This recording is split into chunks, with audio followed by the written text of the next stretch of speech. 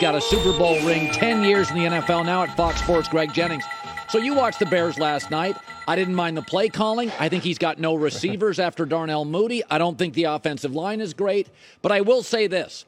I don't know if Justin Fields is terribly comfortable in the pocket yet as a pro. Josh Allen in year 2 made mistakes, but I always felt he was comfortable in the pocket. What do you see with Justin Fields? Buy it yet? Are you worried at all right now it's not going to work?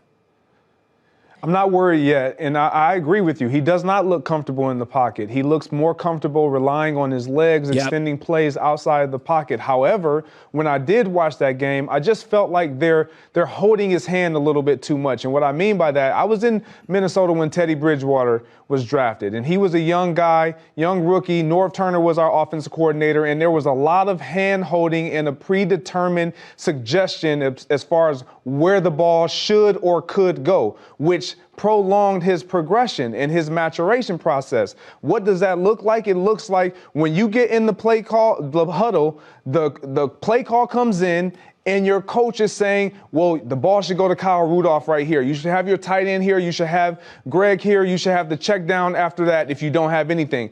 That's what it looks like is happening. And when you have a young guy who can't make the mistakes on his own, it prolongs the process. He's now making the mistakes of what somebody's telling him versus making his own mistakes. So he's looking for his number one guy or the guy that they're suggesting versus taking what the defense is providing him. And he missed so many opportunities last night. That's what's more concerning to me than even him not staying in the pocket. So I want to ask you a Packer question because you have been outspoken with them, but you've almost always been right. Is that some of their – I picked Minnesota to win the division. I think you did too. You get a lot of pushback. And I said the one thing where I'll support Aaron is, in the last 4 or 5 years, could you draft a receiver in the first round once? You don't go from Favre to Aaron to another great quarterback. Like, just own the next 2 or 3 years. I think Odell Beckham kind of works for this team. Veteran. You don't need him immediately, so by the time he comes in, you have a relationship with the 2 rookie guys. Is that crazy? Does it sound like OBJ? And I'm like, I don't know. A lot of things work for me. He'd be available about the time that you're comfortable with the rookies. Okay, so here's my thing on OBJ. Would he provide a boost? Yes. If you're going to get the OBJ that we saw in the Super Bowl that the Rams were privy to having, yes, absolutely. However, that was alongside Cooper Kupp. He was not expected, nor was he a number one guy. And if you go to Green Bay, I don't care who they have on their roster right now, we don't look at them as a number one, a true number one. But the expectation, because of optics, what we know of OBJ, what his talent has provided and suggests, we would consider him to be that number one guy. I don't know if he's ready to step into that role, and the expectations would be that he would become the guy automatically. This is Odell Beckham Jr. Do what you've always done, and I don't know if that's the role that would best suit him. Yeah. It's funny. You went Favre to Aaron Rodgers, so you never dealt with this. But winning, even in your career with Favre and Aaron Rodgers, it's hard to go on 5 and 6 game winning streaks. Like, stuff goes wrong, right? Guys get hurt, and all of a sudden, you got Cooper Rush in there or Bailey Zappi, and it's like, nice winning streak. And, Jimmy Johnson wouldn't go back to Aikman. He stayed with Steve Berline. He's like, you know how hard it is to win 5 games in a row? And I kind of look at Cooper Rush. I know Dak's better. But I knew Aikman was better than Berline. There is that thing, Greg. One of the reasons I think Cooper Kupp's interesting, because McCarthy with Dak, there's the expectation you have to win. But McCarthy with Cooper Rush is winning, and nobody's talking about Mike McCarthy getting fired. It's like the whole team is overachieving, and the vibe in the locker room is there is a pressure when you have an Aaron Rodgers or a Favre, or even a Dak. You win with a backup. The vibe in the locker room is insane. I would just stay with Cooper Rush for a while, even though I know Dak's better. Does that sound crazy? Yes, it sounds crazy. Yes, Colin. It sounds crazy because what you're suggesting is Just allow us to continue to rely on our defense. And when have you or anyone in the sports media world in today's NFL said that, you know what, that defense is going to win them a championship?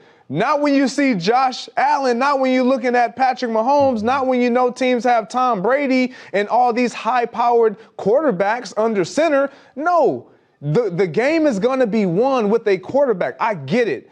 It's hard to stack wins. And Cooper Rush, because of that defense, is being awarded these wins, but none of us believe or would suggest that they are winning because of Cooper Rush. The one thing I will say that you're onto, if Dak Prescott is inserted and he comes back in, they are not going to keep that offense as vanilla. They are going to reopen that playbook, and they might get back to being more Dak-centric, which I believe will hurt them. Just allow Dak to do what you're seeing done out of Cooper Rush and take it to the next level. He's going to be able to make more throws, do a little bit more than what we're seeing out of Cooper Rush, because the numbers don't lie. He's not doing anything special. Right. Finally, I tend to believe that athletes gradually age, especially players like you who take care of their body. LeBron is gradually aged. Brady's gradually aged. Sometimes athletes are just hyper athletic. They don't take care of their body and they go off a cliff. But Russell Wilson, like you, is obsessed by it. Like, he works at it, nutrition, workout. Last 4 years, good. This year, awful. And really can't hit the deep ball at all, which I always thought was his second greatest talent beyond his mobility. He was a beautiful deep ball thrower. Now he's awful. So my guess is there's something physically or coaching. But I'm in the minority. I'm getting crushed here. What do you make of his inability to land any pass over 20 yards now in just one off season? I honestly think he's putting a lot of unnecessary pressure on himself, and he's lost confidence.